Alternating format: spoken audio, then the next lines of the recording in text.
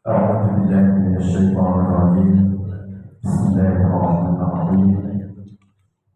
الحمد لله رب العالمين، وبه نستعين على أمور الدنيا والدين، والصلاة والسلام على أشرف الأنبياء والمرسلين وعلى آله وصحبه أجمعين.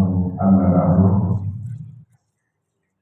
Yang saya hormati guru kita semuanya, Kiai Haji Absari, Ketua MUI Kelurahan Tugu, juga yang saya hormati guru kita semuanya, Kiai Haji Badru, dan juga yang saya hormati segenap pengurus sajadah, Ustaz Baduri dan Ustaz yang lainnya, juga yang saya hormati pengurus masjid GKM yang juga dimuliakan Allah Subhanahu wa Ta'ala, jamaah sekalian, sajadah subuh. Wahadikum jami'an tahiyyatul Islam. Assalamualaikum warahmatullahi wabarakatuh. Waalaikumsalam warahmatullahi wabarakatuh. Mari sama-sama kita panjatkan puji serta syukur kehadirat Allah Subhanahu wa Ta'ala atas nikmat yang Allah anugerahkan untuk kita semuanya. Betapa agung, betapa melimpah nikmat Allah Subhanahu wa Ta'ala untuk kita di pagi hari ini. Kita dibangunkan setelah kita tidur dalam keadaan sehat walafiat, sehat iman, sehat fisik, sehat kantong saja, semuanya sehat. Alhamdulillah, memang kita harus terus belajar untuk bersyukur atas segala nikmat yang Allah anugerahkan untuk kita semuanya. Kalau tadi Ustaz Badru sudah membacakan tafsir, tentu bicaranya harus tafsir, nggak boleh kemana-mana. Kalau saya kan tidak baca buku, jadi saya bisa bebas bicara apapun ya. Cuman Ustaz Badru tafsirnya masih ditaruh di sini, jadi mengingatkan saya juga tidak boleh keluar tentunya dari bimbingan, dari arahan Al-Quran Al-Karim yang diturunkan oleh Allah Subhanahu wa Ta'ala kepada Rasulullah SAW, yang sesungguhnya itu untuk kita semuanya. Hanya saja kita kan memang sering mendengar saja. Kita harus kembali kepada Al-Quran dan As-Sunnah. Tapi apakah kita kembali kepada Al-Quran dan As-Sunnah itu semuanya bisa langsung menyimpulkan hukum ketika dia membaca Al-Quran?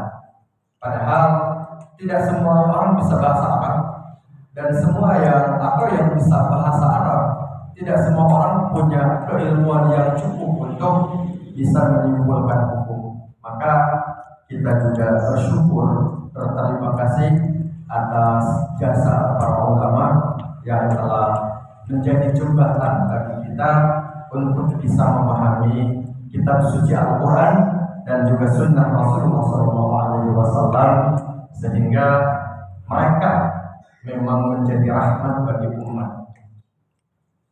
Hadirin bapak-bapak yang dimuliakan Allah Subhanahu wa Ta'ala. Jadi kalau saya membahas tentang Pancasila apa saja, tapi saya hanya ingin membahas tentang bagaimana kita bersyukur atas nikmat kemerdekaan, karena memang kita berada dalam momentum yang sangat sakral bagi kita, umat atau masyarakat Indonesia, rakyat Indonesia. Kita berada di hari peringatan hari kemerdekaan negara kita. Kemerdekaan sebuah institusi negara itu memang sangat-sangat penting. Walaupun ada kemerdekaan lain yang juga tidak kalah pentingnya, yaitu kemerdekaan jiwa-jiwa kita. Kemerdekaan yang hakiki sesungguhnya adalah kemerdekaan yang ada di dalam diri kita masing-masing. Sekarang kita sedikit berbicara tentang betapa pentingnya kemerdekaan institusi sebuah negara. Kalau di kita di Indonesia, ketika para pejuang, para pahlawan masih sibuk untuk memperjuangkan kemerdekaan institusi, memang tidak ada waktu untuk bicara tentang rencana-rencana pembangunan, sehingga progres pembangunan itu memang tidak kelihatan. Dan ternyata ini pun terjadi dulu di masa Rasulullah SAW. Ketika Rasulullah SAW berjuang, berdakwah selama 13 tahun di Makkah, progres kalau kita lihat dari hasil SDM yang terekrut masuk Islam itu 13 tahun Rasulullah SAW ditemani oleh para sahabat berdakwah di Makkah, yang masuk Islam hanya sekitar 150-an orang sampai 200 orang. Ini dihitung dari jumlah sahabat yang hijrah dari Makkah bersama Rasulullah SAW menuju Madinah, dan sahabat yang datang ke Makkah, yaitu rombongan yang berbaiat kepada Rasulullah SAW di 2 musim haji, yaitu pada momentum Bai'atul Aqabah Al-Ula yang pertama dan Bai'atul Aqabah Al-Thaniyah yang kedua. Nah, memangnya begini, kenapa hijrah ini saya simpulkan sebagai satu momentum yang bisa disematkan di situ dengan sematan kemerdekaan dakwah Islam, kemerdekaan risalah Islam. Di antaranya karena ketika pada masa Khalifah Umar bin Khattab radhiyallahu anhu, kemudian para sahabat bermusyawarah, akhirnya mereka sepakat bahwa untuk menetapkan penanggalan Islam bukan dari tanggal lahirnya Rasulullah, bukan dari tanggal diutusnya Rasulullah atau turunnya wahyu pertama di Gua Hira, juga bukan dari tanggal wafatnya Rasulullah SAW, tapi dari waktu hijrahnya. Walaupun kemudian setelah mereka bermusyawarah, kalau tahunnya mengambil dari tahun hijrahnya, tapi kalau bulannya bukan persis saat mereka berangkat hijrah. Sekarang kan kita sudah masuk bulan Safar ya. Ini tanggal 1 Safar. Jadi sebenarnya memang berangkatnya Rasulullah SAW untuk hijrah dari Makkah ke Madinah itu di akhir bulan Safar. Menurut sebagian riwayat, di akhir bulan Safar, yang kemudian Rasulullah berangkat dari rumah beliau ditemani oleh Sayyidina Abu Bakar As-Siddiq radhiyallahu anhu menuju Gua Tur ya, yang arahnya itu bukan ada di arah Madinah, tapi ada di arah yang berlawanan dengan Madinah. Kemudian Rasulullah tinggal beberapa hari di situ untuk memastikan keadaan aman, untuk memantau bagaimana perkembangan orang-orang yang ingin mengejar Rasulullah SAW di Makkah, dan beliau menugaskan putra dan putri Abu Bakar untuk menjadi petugas logistik dan informan atau intelnya Rasulullah SAW. Setelah itu baru beliau berangkat, yang menurut sebagian riwayat membutuhkan waktu 15 hari, tapi ada yang mengatakan 8 hari. Ya, 8 hari. Sehingga sampai di Madinah adalah pada bulan Rabiul Awwal atau bulan Maulid. Makanya bulan Maulid itu kan bulan kelahiran Rasulullah, bulan hijrahnya Rasulullah, juga bulan wafatnya Rasulullah Sallallahu Alaihi Wasallam.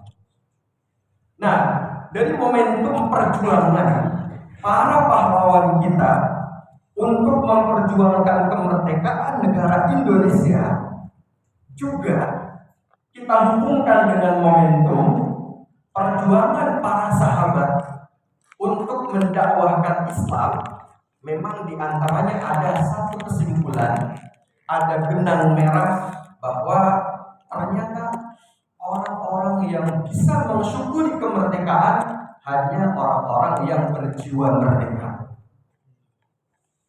Sementara orang-orang yang jiwanya terjajah, justru di antara mereka malah ada yang jadi pengkhianat. La haula wala quwwata illa billah. Kalau kita baca sejarah perjuangan negara kita di Indonesia, yang jadi pengkhianat itu bukan orang-orang miskin saja, ya. Tapi justru kalau ada orang-orang miskin yang jadi pengkhianat, mereka mengikuti para pejabat, raja-raja yang memang tergoda oleh godaan penjajah, ya. Atau orang-orang kaya, teknokrat, birokrat yang tergoda oleh godaan jabatan, godaan kekayaan yang ditawarkan oleh penjajah, kemudian mereka justru, mohon maaf ya bahasanya, menjadi kacungnya penjajah. Ya, sebagian itu orang-orang yang jiwanya tidak merdeka. Bahkan setelah kemerdekaan dideklarasikan, di antara mereka masih ada yang jadi kita masih belum melihat masa depan yang cerah untuk Indonesia, sehingga ada yang diantaranya gabung dengan nikah gitu ya, dengan nikah. Begitu juga tadi kita kaitkan dengan perjuangan para sahabat di masa Rasulullah SAW. Ketika Rasulullah SAW hijrah dari Makkah ke Madinah, beliau itu sebenarnya kan meninggalkan Makkah itu bukan karena tidak mencintai Makkah, bukan karena beliau lebih ingin untuk tinggal di luar Makkah, karena Makkah adalah daerah yang sangat beliau cintai, tanah kelahiran beliau. Makanya ketika beliau sudah berangkat meninggalkan kota Madinah, lalu beliau diam, berhenti sejenak, kemudian membalikkan badannya ke arah Makkah sambil mengatakan untayan kalimat untuk negeri tercinta beliau, Makkah. Beliau katakan, wahai Makkah, ma atyabaki min baladin wa ahabbaki ilayya. Betapa engkau adalah negeri yang paling indah. Atyab itu thayyib, atau artinya betah, membuat saya betah tinggal di situ, gitu ya. Jadi ma atyabaki, engkau adalah negeri yang paling membuat saya betah tinggal di situ sampai saya menghembuskan nafas terakhir. Kan tanah kelahiran selalu begitu ya, selalu menjadi tempat yang dirindukan. Kayak ada lagunya, ada lagunya tanah air ibu Indonesia. Nah, begitu juga kalimat yang disampaikan oleh Rasulullah. Wa ahabbaki ilayya, dan engkau adalah negeri yang paling aku cintai. Laula anna qaumi akhrajuni minki ma sakantu ghairah. Andai bukan karena bangsamu yang mengusirku darimu, aku tidak akan meninggalkanmu dan tidak akan tinggal di tempat lain selainmu. Jadi ternyata kalau kita sering membaca, Rasulullah SAW itu orang yang romantis terhadap pasangan-pasangannya, terhadap istri-istri beliau. Ternyata romantisme beliau juga sampaikan terhadap negeri beliau, ya. Kalau Ustaz Bajuri romantisnya sama istri aja ya. Nah, jadi memang Rasulullah itu betapa orang yang sangat-sangat romantis. Lalu kenapa orang-orang Makkah itu mengusir Rasulullah SAW? Karena lagi-lagi mereka adalah orang-orang yang memiliki jiwa-jiwa yang terjajah. Ketika Rasulullah SAW menyampaikan bahwa beliau diutus oleh Allah Subhanahu wa Ta'ala sebagai seorang rasul, sebagai seorang nabi, mereka ketakutan. Ada takut yang kehilangan jabatan, ada takut yang kehilangan kekayaan, ada takut yang kehilangan pengaruh. Ketakutan-ketakutan itu yang membuat mereka tidak rela kalau harus mengikuti dakwah Rasulullah SAW. Sayang banget ya. Padahal Rasulullah SAW dengan penuh kebijaksanaan menyampaikan bahwa itu tidak akan mengancam mereka. Yang penting mereka mengikuti dakwah Rasulullah SAW. Dan ternyata hal yang sama terjadi ketika Rasulullah sudah berada di Madinah. Rasulullah SAW sebagai seorang pemimpin Madinah, siapa yang melakukan keadilan beliau? Keadilan yang tidak hanya dirasakan oleh orang-orang dekat beliau, oleh ring satu beliau, enggak kan ya? Tapi ketika Rasulullah SAW sampai di Madinah setelah beliau membangun dua masjid, ada Masjid Quba, kemudian Masjid Nabawi, ya, Masjid Nabawi. Kemudian beliau juga membuat sebuah undang-undang, perundang-undangan Madinah yang menyamaratakan masyarakat Madinah yang heterogen, terdiri dari masyarakat lintas suku, lintas agama. Mereka semuanya memiliki hak dan kewajiban yang sama yang dilindungi oleh undang-undang Piagam Madinah. Tapi faktanya orang-orang yang jiwanya terjajah itu tetap saja ingin berkhianat. Yang paling terkenal pengkhianatannya adalah orang-orang Yahudi dan orang-orang munafik, gitu ya. Orang-orang Yahudi ada 3 kelompok besar di Madinah, di antaranya yang pertama Yahudi Bani Qainuqa.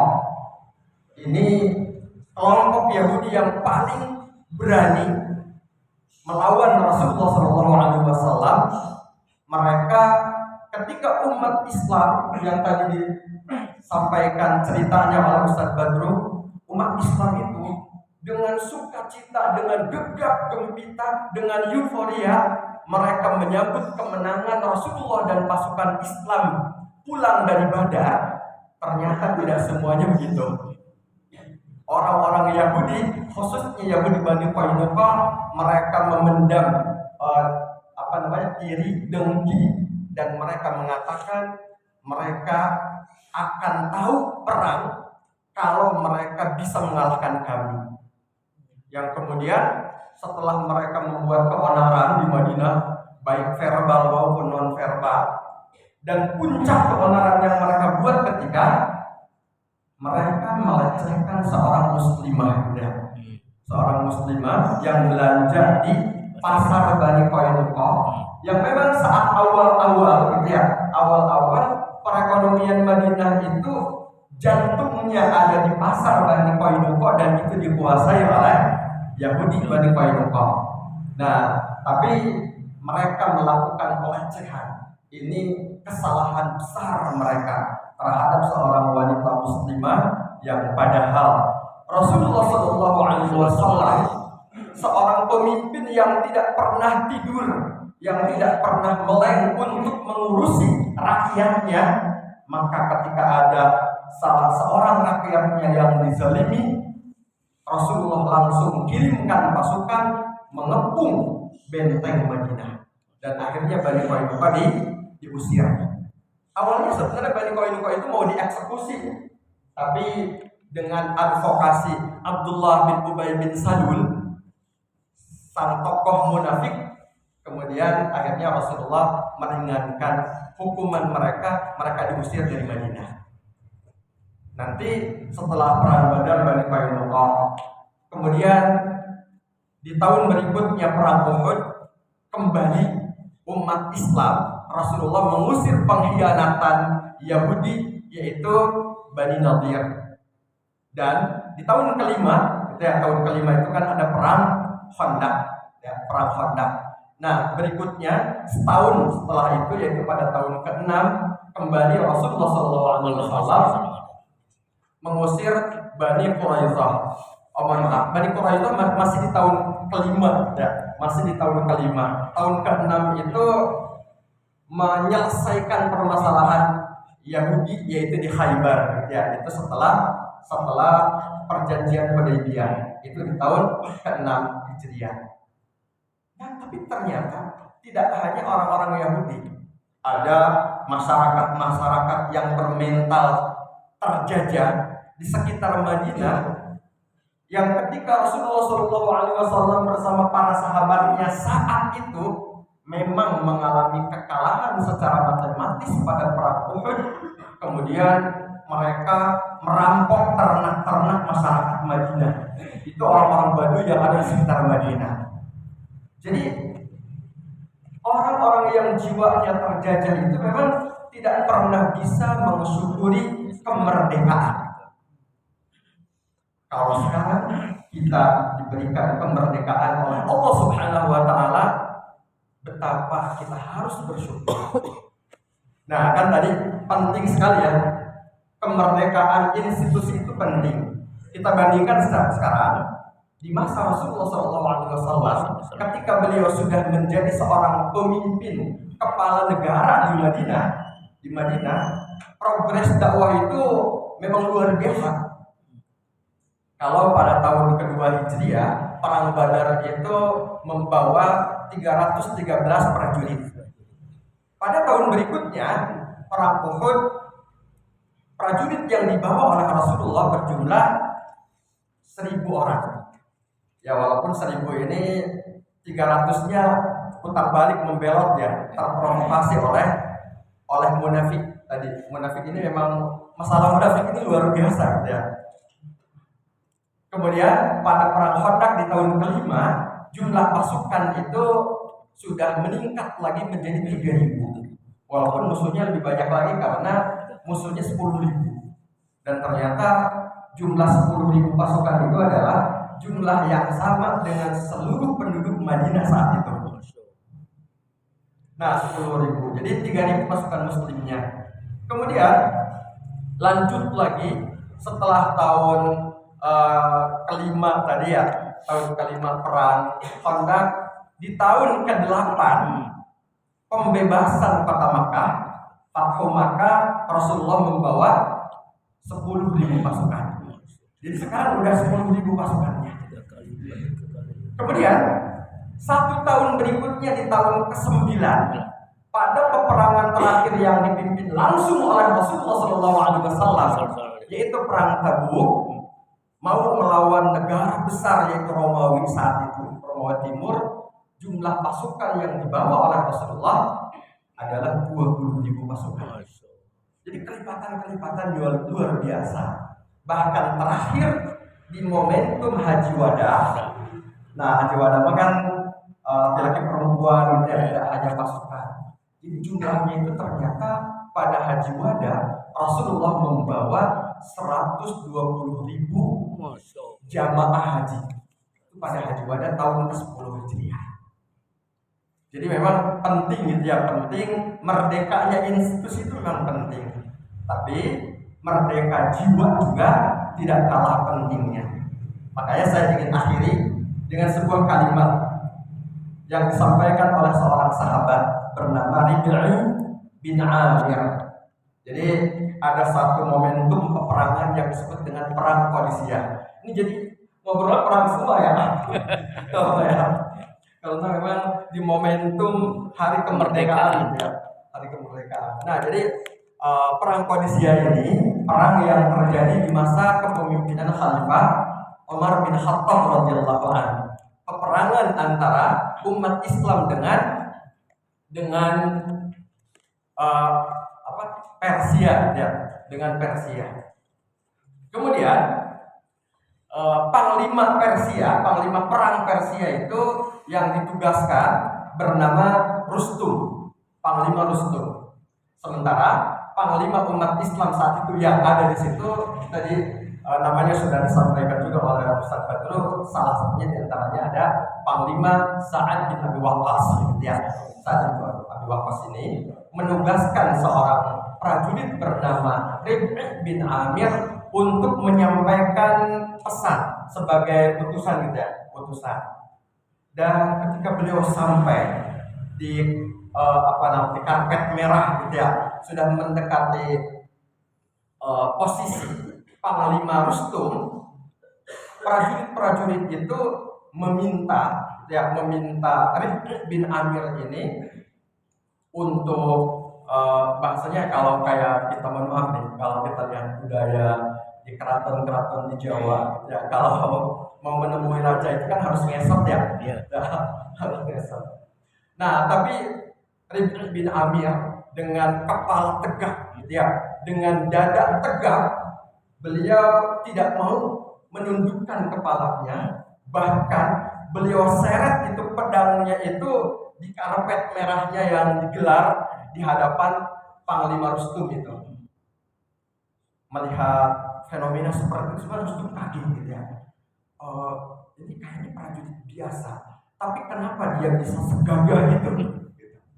Akhirnya ditanya oleh Rustum itu, ditanya, sebenarnya apa sih misi kalian? Kemudian Rib'i bin Amir menyampaikan, Innallaha bata'athana, sesungguhnya Allah mengutus kami, linukhrijan nas, untuk mengeluarkan, untuk membebaskan manusia min ibadatil ibad ila ibadatillah, dari menyembah kepada hamba untuk hanya menyembah kepada Allah saja. Jadi ketika ada orang yang dia sembah itu bukan Allah Subhanahu wa taala, itu sebenarnya hakikat keterjajahan. Hakikat keterjajahan. Orang masih belum mendapatkan kemerdekaan yang hakiki. Ketika masih yang dia ikuti kiblat ibadahnya itu adalah makhluk. Apalagi kalau makhluk yang dia sembah itu makhluk bikinannya sendiri gitu ya. Bikinannya sendiri, patung-patung yang bahkan memang dalam ceritanya sebenarnya kalau mau dibilang lucu sih lucu gitu ya, mereka bikin kemudian mereka sembah. Nah jadi itu kata beliau, linukhrijan nas min ibadatil ibad ila ibadatillah wahdah, dari beribadah kepada manusia untuk hanya beribadah kepada Allah saja, wa min dhiqid dunya ila sa'atil akhirah, dan dari sempitnya dunia menuju luasnya akhirat. Jangan yang menjadi value di dalam otak kita, di dalam jiwa kita itu hanya dunia saja. Karena betapa kecilnya materi dunia jika dibandingkan dengan janji pahala yang Allah janjikan bagi orang-orang yang taat kepadanya, apalagi orang-orang yang membela agamanya. Ya, membela agamanya. Dan satu kalimat terakhir beliau katakan, wa min juril adyan ila adlil Islam, dan dari ketidakadilan agama-agama yang ada menuju kepada keadilan Islam. Di sini sih dengan apa ya tadi, dengan sepenuh keyakinan beliau ingin menyampaikan memang yang bisa merealisasikan keadilan tidak hanya untuk manusia tapi untuk alam hanya agama yang Allah turunkan, yaitu agama Islam. Itu hakikat keadilan yang bisa diraih dengan hakikat kemerdekaan yang ada di dalam jiwa-jiwa kita. Mudah-mudahan kita bisa mengisi hari-hari kita dengan mensyukuri kemerdekaan yang Allah anugerahkan kepada kita, untuk terus berbuat baik tidak hanya untuk diri kita dan keluarga kecil kita, tapi untuk masyarakat luas ya, untuk masyarakat luas. Karena kita malu kan kalau hanya mementingkan diri sendiri, malu banget sama para pejuang tadi, sama para pahlawan yang telah mengorbankan jiwa mereka, mengorbankan harta mereka, mengorbankan keluarga mereka. Luar biasa. Yang gambar-gambarnya ada di bawah-bawah ini sudah. di antaranya gitu ya, di antaranya. Tapi begitu banyak para pejuang yang kita doakan semoga yang muslim di antara mereka menjadi syuhada, yang mendapatkan posisi kedudukan yang tinggi di surganya Allah Subhanahu wa taala, yang Allah janjikan berada di 100 tingkat surga tertinggi ya, di 100 tingkat surga tertinggi yang disediakan hanya untuk para pejuang, para pembela agama Allah Subhanahu wa taala. Dan semoga kita bisa melanjutkan perjuangan mereka dengan mengisi hari-hari kita mencerahkan umat dengan pendidikan, dengan ekonomi yang adil, dengan berbagi kebaikan kepada masyarakat kita. Terima kasih, itu saja yang bisa saya sampaikan. Mudah-mudahan yang sedikit ini bermanfaat, dan pastinya ada banyak kesalahan yang terucap dari lisan saya, juga sikap saya mohon maaf, dan kepada Allah saya mohon ampun. Billahi taufiq wal hidayah. Wassalamualaikum warahmatullahi wabarakatuh. Waalaikumsalam.